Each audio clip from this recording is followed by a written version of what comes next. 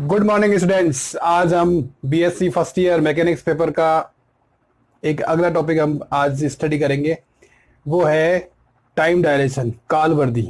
हमने पहले लॉरेंज लंबाई संकुचन पढ़ा था, लॉरेंज लेंथ कॉन्ट्रैक्शन। वो तो क्या इमेजिनरी होता है, आभासी होता है। लॉरेंज लेंथ कॉन्ट्रैक्शन तो आभासी होता है, परंतु टाइम डायलेशन जो होता है, जो काल वर्दी होती है, वो वास्तविक होती है। हम देखते हैं कि हवाईजहाज, जो कि हम जानते हैं, हमें सब परिचित हैं कि बहुत बड़ी आकार का होता है, पर वो ऊपर आकाश में उड़ता है तो हमें छोटा सा दिखाई देता है। हम उसको इस तरह से नाप सकते हैं, इस तरह से देख सकते हैं कि हमें छोटा सा दिखाई देता है। तो उसकी लंबाई में संकुचन हमें प्रेरित होता है, वो आभासी होता है। परंतु टाइम डायलेशन होता है, काल वर्दी, वो वास्तविक होती है। और टाइम डायलेशन को पाई मेसोन में भी परिभाषित किया जा सकता है।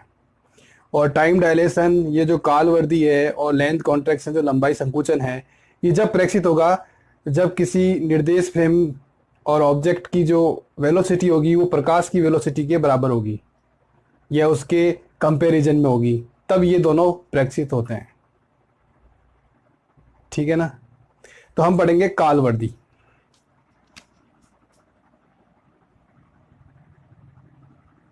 काल वर्दी, टाइम डायलेशन। इसमें क्या होता है, वही दो निर्देश, दो फ्रेम ऑफ रेफरेंस होंगे, एस व एस डैश, और इसमें एक हम घड़ी लेंगे। ठीक है ना। और घड़ी में हम समय नापेंगे, कुछ समय अंतराल बाद घड़ी की स्थिति को मेजर करेंगे। तो इसमें क्या है कि दो निर्देश फ्रेम है। सबसे पहले तो एक तो है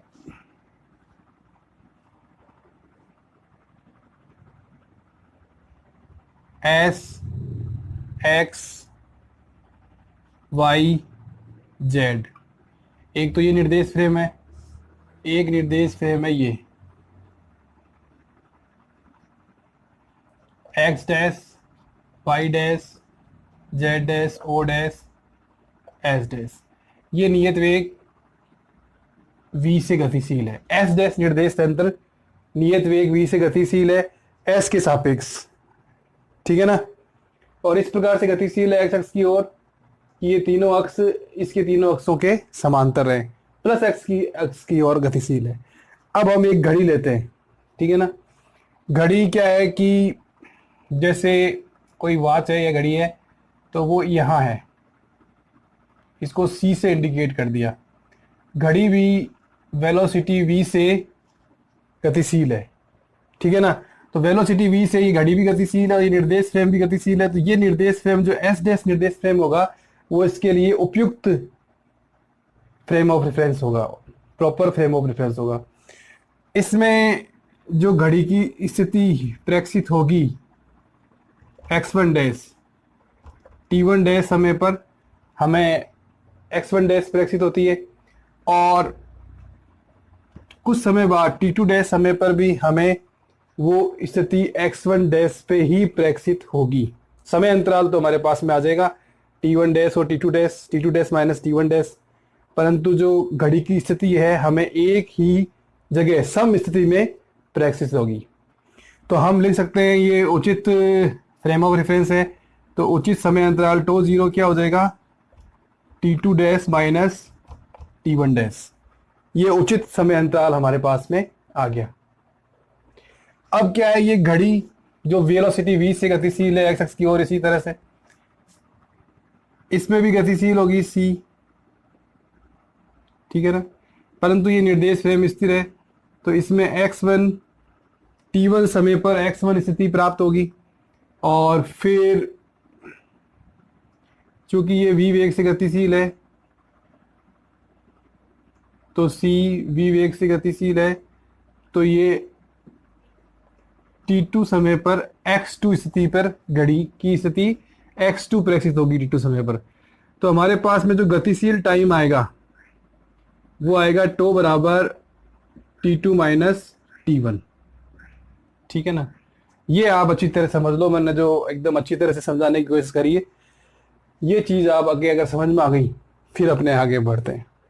मतलब क्या है कि इसमें जो समय प्रेक्षित हो रहा है, समय का तो अंतर है, हमने लिया 1 सेकंड का या 2 सेकंड का अंतर लिया है या 3 सेकंड का लिया है, परंतु जो घड़ी की स्थिति है वो एक ही प्रक्षित हो रही है एस डैश में। एस डैश उचित प्रॉपर फ्रेम ऑफ रेफरेंस है, और एस निर्देश फ्रेम है, उसमें अलग अलग स्थिति प्रक्षित हो रही है x1 x2 t2 और t1। तो इसमें जो समय अंतराल है वो t2 माइनस t1 है। तो हमने जो उचित समय अंतराल लिया है वो τ0 लिया है, t2 dash minus t1 dash. ठीक है, अब हमारे पास में एक लॉरेंज का रूपांतरण समीकरण हम यूज करेंगे इन τ0 और τ में रिलेशन ज्ञात करने के लिए।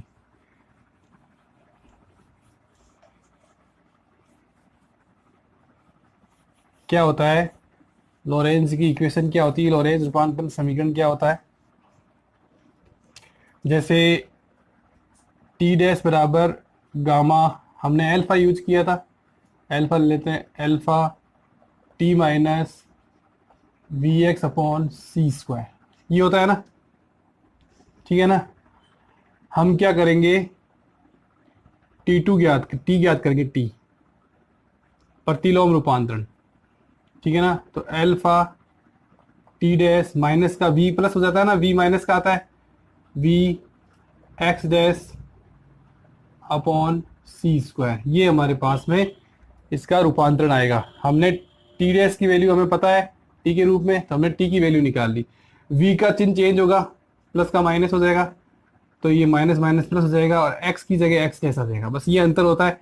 तो हम लिखेंगे टी वन डैश, तो alpha T one dash plus V X one dash upon C square. इसी प्रकार से हम लिखेंगे T two dash, alpha T two dash plus V X one dash upon C square. ये सेम होता है, इसमें एक्स वन डैश ही आता है।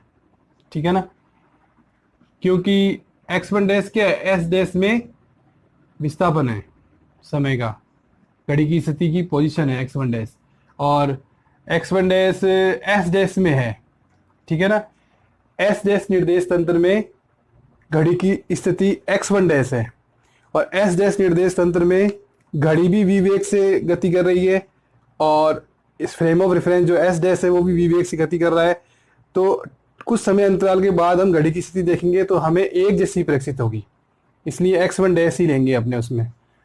टी टू डैश पे भी एक्स वन डैश ही हमें प्रक्षित होगी। ठीक है ना, इसलिए एक्स वन डैश लिया है। ठीक है, तो अब T two dash minus T one dash करेंगे। ठीक है, इन समीकरणों का अंतर लेंगे तो एल्फा आ जाएगा, और ये कैंसिल हो जाएगा, सेम टू सेम है। तो एक मिनट, ये टी टू टी वन ये आएगा, क्योंकि हम प्रतिलोम रूपांतर निकाल रहे हैं। नहीं, ये टी टी आएगा, एक मिनट सॉरी, टी वन निकाल रहे हैं। ठीक है ना, तो ये टी डैश आ जाएगा ये। ठीक है, तभी तो एक्स वन डैश सेम प्राप्त होगी, तो ये टी वन और टी टू हमें मिलेगा, टी वन और टी टू हमें मिलेगा, क्योंकि हमने प्रतिलोम रूपांतरण से समय निकाला है, प्रतिलोम रूपांतरण लिया है हमने, टी टी प्रतिलोम रूपांतरण लिया है, टी टी को टी डैश की फॉर्म में लिया है, तो टी वन डे को टी वन डैश की फॉर्म में लेंगे, और x one dash S dash frame में घड़ी की स्थिति एक ही जगह प्राप्त होगी, उसमें चेंज नहीं होगा, चाहे टी वन डैश समय हो चाहे टी टू डैश समय हो, तो एक्स वन डैश ही होगा। उस हिसाब से हम T two minus T one करेंगे। ठीक है ना, T two minus T one, तो इसमें क्या हो जाएगा, ये चीज़ तो कट जाएगी, सेम है, तो alpha T two dash minus T one dash आ जाएगा। ठीक है, तो T two minus T one को हम क्या लिख सकते हैं, टू, और alpha T two dash minus T one dash को क्या लिख सकते हैं, टो जीरो। तो हमारे पास जो रिलेशन आएगा टो और टो जीरो में, वो आ जाएगा one minus V square upon C square का अंडर रूट, ये आ जाएगा। ठीक है, ये रिलेशन आ जाएगा, आप इसको देख सकते हैं अच्छी तरह से। ठीक है,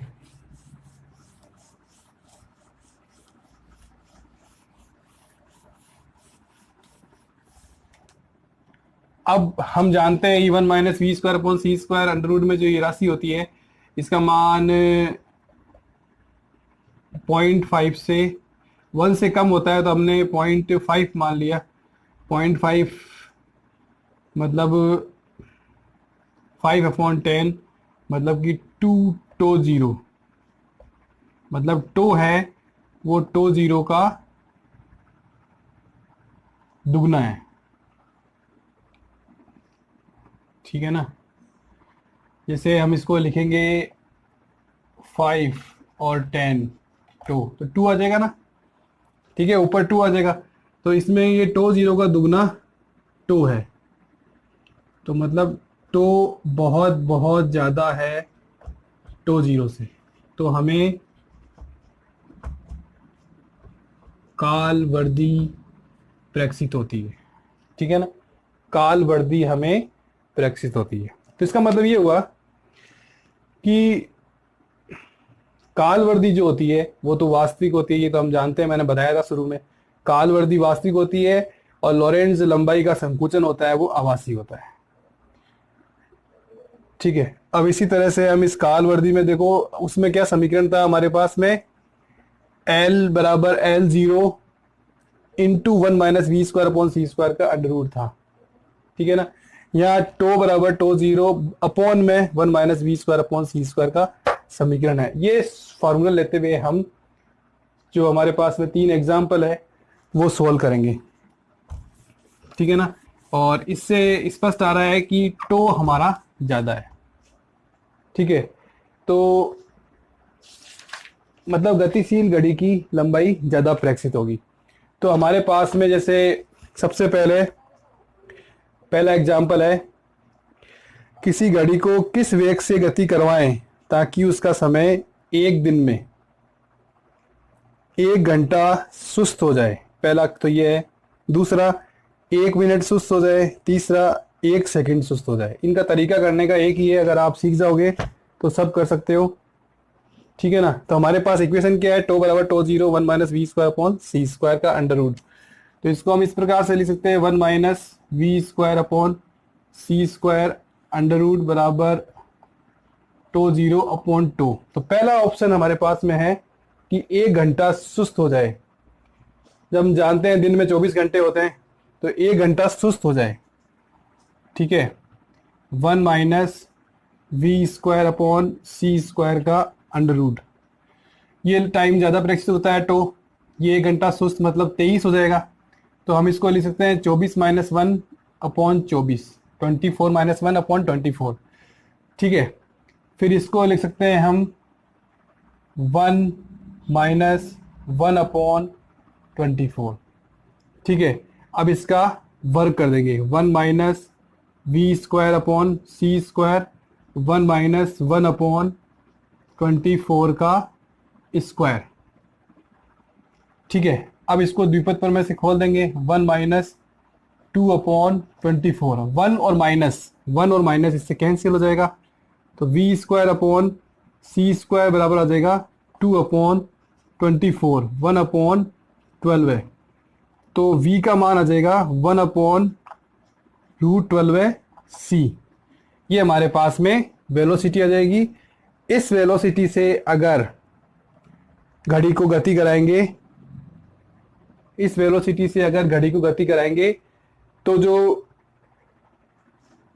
1 घंटे की जो दिन की लंबाई है वो 1 घंटा सुस्त प्रतीत होगी, ठीक है ना। और इसको सोल्व करेंगे तो इसका मान आएगा 0.288 सी। मतलब इस वेलोसिटी से अगर हम घड़ी को गति कराएं तो घड़ी एक दिन में 1 घंटा सुस्त टाइम नोट करेगी, 1 घंटा कम टाइम नोट करेगी। मतलब 23 घंटे में 25 घंटे में टाइम नोट करेगी, ठीक है ना। 1 घंटा लेट मतलब ये टाइम 1 घंटा कम प्रेक्षित करेगी टो 0, और ये 1 घंटा ज़्यादा प्रेक्षित करेगी। तो हमने 24 माइनस 1 मान लिया, 23 और 24, ठीक है। इस तरह से इसको करना है। इसी प्रकार से अगर हमारे पास में एक क्वेश्चन है, दूसरा ऑप्शन जो हमने देखा है वो है कि 1 मिनट सुस्त हो जाए। 1 मिनट सुस्त होने के लिए क्या करेंगे, एक दिन में 1 मिनट सुस्त हो जाए। एक दिन में मिनट कितने होते हैं? 24 × 60। तो 24 × 60 में से एक दिन 1 मिनट सुस्त हो जाए। 24 × 60 ये मिनट में कन्वर्ट हो गया, तो मिनट में से एक कम कर दिया हमने। ठीक है, फिर इसको हम लिख सकते हैं 1 - 1/24 × 60, वही तरीका। ठीक है ना, वर्क कर देंगे। 1 - V² / C², 1 - 1/24 × 60 का होल स्क्वायर। फिर क्या आ जाएगा? V² / C², 2/24 × 60। तो ये आ जाएगा 1/12 × 60। ठीक है ना, तो V की वैल्यू आ जाएगी 1/√12/60C। ये हमारे पास में वैल्यू आ जाएगी। इस स्पीड से अगर घड़ी को गति कराएंगे तो 0.037C आएगा, इसको सॉल्व करेंगे तो इस स्पीड से अगर घड़ी को गति कराएंगे तो हमें जो दिन की लंबाई है वो 1 मिनट सुस्त प्रतीत होगी। फिर इसके बाद में अगर वो कह रहा है कि 1 सेकंड सुस्त प्रतीत हो, तो वही तरीका सिंपल। 1 सेकंड सुस्त प्रतीत हो, इसका मतलब क्या है? 24 × 60 × 60 -1, 24 × 60 × 60, 60 × 6। तो ये जो आया है, ये सेकंड में कन्वर्ट कर लिया हमने दिन के लंबाई को। ठीक है ना, फिर वही तरीका 1 - V² / C² और 1 - 1/24 × 60 और होल आ जाएगा स्क्वायर। वही दीपक पर में से खोलेंगे तो V² / C², ये आ जाएगा 2/24 × 60 × 60। ठीक है ना, तो V बराबर आ जाएगा C/12 × 60। इसको अगर सोल्व करेंगे तो हमारे पास में आएगा 0.0048C। ठीक है, ये हमारे पास में वैल्यू आएगी। इस वेलोसिटी से अगर घड़ी को गति कराएंगे तो दिन की लंबाई 1 सेकंड सुस्त प्रतीत होगी। तो ये हमारा एक एग्जाम्पल है। ठीक है, एक एग्जाम्पल और करते हैं, थोड़ा अलग तरह का है।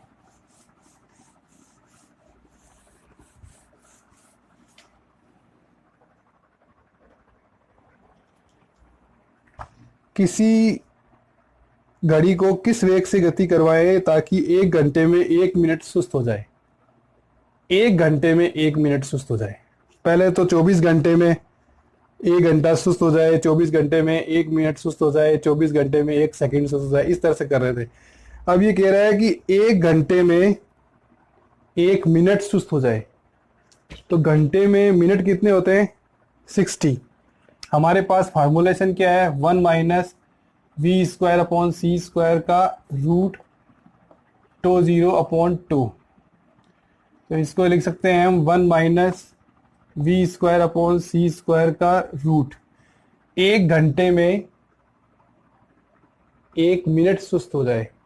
1 घंटे में मिनट कितने होते हैं? 60। 60 - 1 ये होगा इसका। ठीक है, बाकी वही तरीका V² / C², 1 - 1/60 का होल स्क्वायर। तो V/V² / C², 2/60, 1/30। तो V बराबर C/√30। ठीक है ना, ये मान आ जाएगा और इसको सोल्व करेंगे तो 0.18C हमारे पास में आंसर आएगा।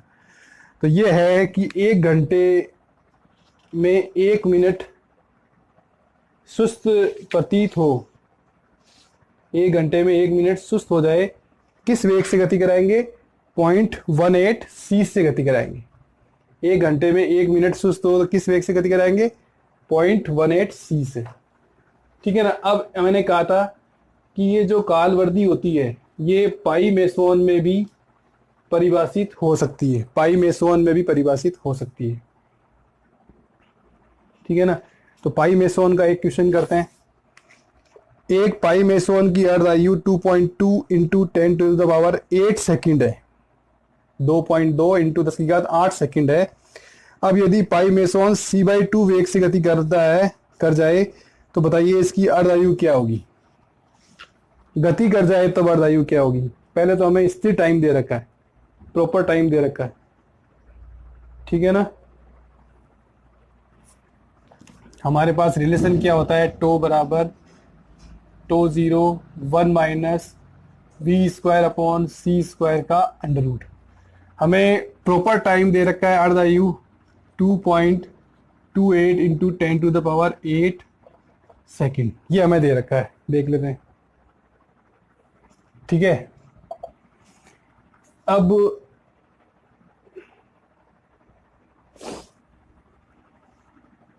वेलोसिटी दे रखी है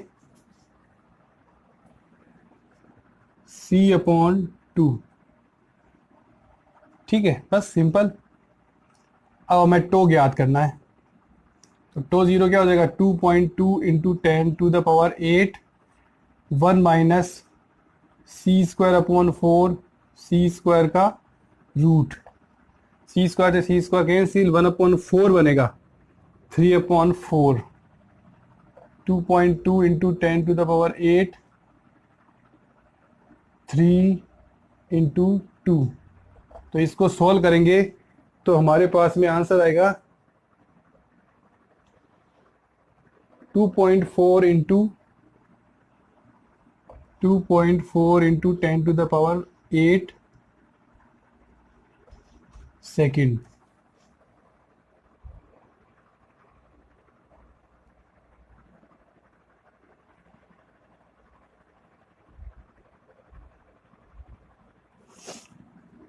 ये -8 सेकेंड है, ठीक है ना। आधा हो तो कोई फर्क नहीं पड़ेगा, -8 सेकेंड आ जाएगा। मेन तो 2.2 √3 और 2 को सोल्व करना है, तो 2.4 हमारा आंसर आएगा, ठीक है ना। √3 को लिख सकते हैं 1.732, उस तरह से ये हो जाएगा।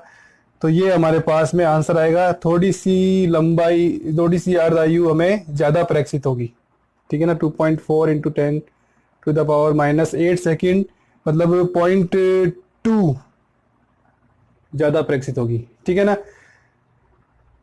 आपको ये वीडियो कैसा लगा, आप इसको एक एक बात आपके समझ में आई हो तो आप इसको ज़रूर सब्सक्राइब कीजिए और लाइक कीजिए और कमेंट लिखिए, आपको वीडियो कौन कौन से चाहिए आप बताइए, मैं उस हिसाब से वीडियो बनाऊंगा, ठीक है।